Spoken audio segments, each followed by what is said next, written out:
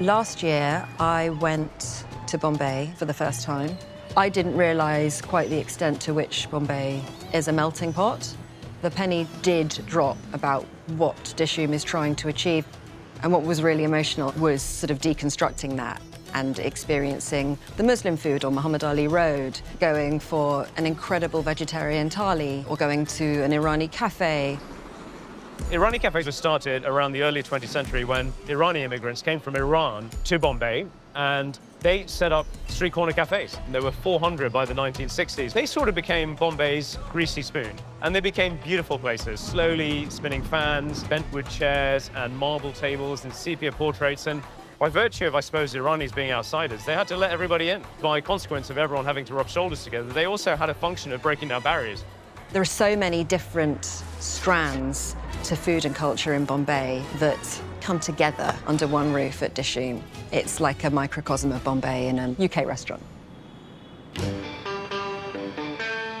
Growing up in South London, Indian food meant one thing, and it was takeaway, Anglo-Indian curry houses, from any number of places that all had very similar menus.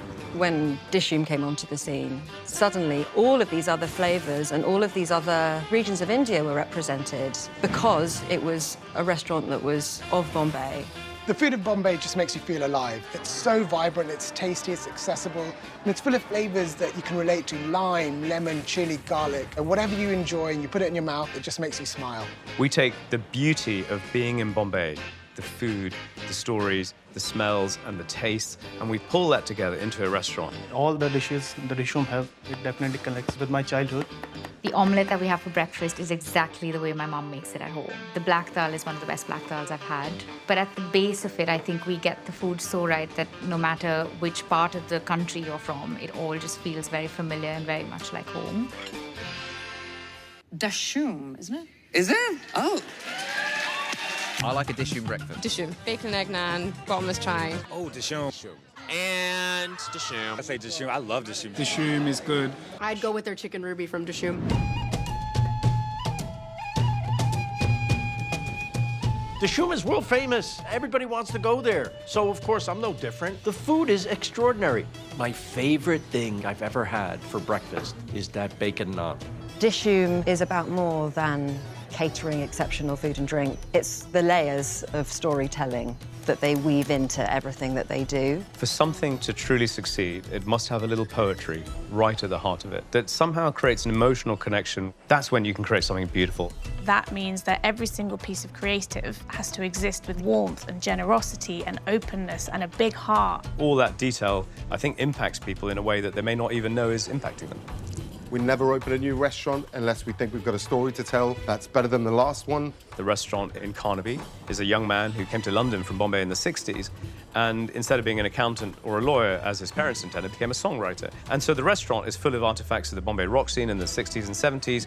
We released a record of all the music. We met all the musicians from that period. Our story in Kensington is of a gangster who went straight and bought a jazz club and turned it into a restaurant. Our story in Battersea is of a young girl who threw some dice in 1953 and appeared in 2023, which is our excuse to do a retro-futuristic restaurant. It just means we have to be so steeped in Bombay, in its history, to be able to convey a moment of time to our guests. It is about doing things for the sake of creativity and love and joy and excitement. Something that's really key to us is bringing people in and showing them Seva, which is looking after them with a really big heart in a truly first-class way. The queue at Dishoom definitely did not grow intentionally. Early days would find that in busy periods, there'd be a big scrum at the front door, it'd be slightly chaotic, people would be getting annoyed that they couldn't get in and get a table immediately. So we decided to really intentionally manage the queue, to greet you, to give you a cup of chai, and to look after you as well outside the restaurant as we did inside the restaurant.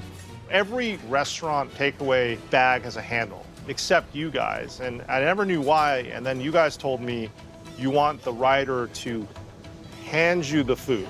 They're giving you something, right, as opposed to tossing something to you. And it's little details like that, but it makes a giant difference. I also think about the environment we provide for our team members, and it's impossible to create poetry for our guests if we can't create it for our team.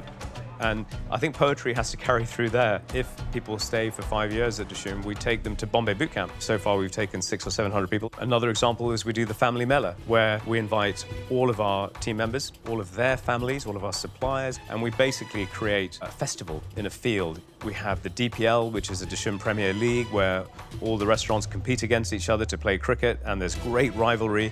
If you want to be the most big-hearted place for somebody to come and work for, it's actually about enabling them to deliver a service that feels unique to them and do as much as you can to support them, develop them, nurture them, give them all the tools and make sure that they have the best experience while they're in Dishoom. So we launched the Kitchen Academy back in 2013. And from 2012 till 2019, we didn't hire any head chef from outside, all homegrown. I'm really proud of that. Honestly, to me, it doesn't feel like a job. It's like I'm working with a big, amazing family. When I started at Dishoom, our entire team was about 25 people. We're a bunch of people who were really aligned on the way that we wanted to do things, but we're figuring it out and building it step by step. And I can't quite believe that we're a team of 2,000 people now. It's sort of quite deep in our DNA to think about breaking down barriers. We started early days to celebrate Eid. We held iftars, we celebrated Diwali, we celebrated Holi, and it was the idea that we're taking religion and culture as a way of celebrating each other's differences. I don't think there is another restaurant that has resonated with so many different groups of people in the same way as Dishoom. An Indian restaurant where everybody is welcome. It really does feel like it transcends hospitality. For the 75th anniversary of independence and partition, we brought actual survivors of partition into the restaurants, talked about their experiences. For me, the reason to do that is partly because we won't hear their voices again. And I think we have to just make sure that we are bringing people together to share those stories and create understanding of those events so that we don't forget that memory. We thought, why don't we do bigger iftars? Why don't we do a bigger Eid celebration? And we came up with the idea of, why don't we donate a meal to a child in the UK and also a child in India who may not be getting any food? We made that permanent. We have fed 25 million children around the world, kids who wouldn't otherwise be fed, who would go to school and would be hungry. And I'm really, really proud that we've done that.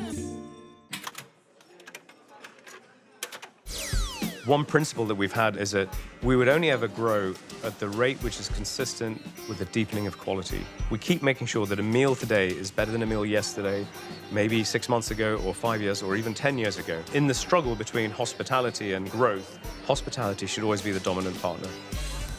We're working really, really hard to understand how best we can think about our impact on the planet, on society, just trying to impact the world more and more positively. Some of the exciting plans that we have at the moment, we're opening Portobello Road as a permit room, which is very cool. And also we're opening a Dishoom in Glasgow, so it'll be our second site in Scotland.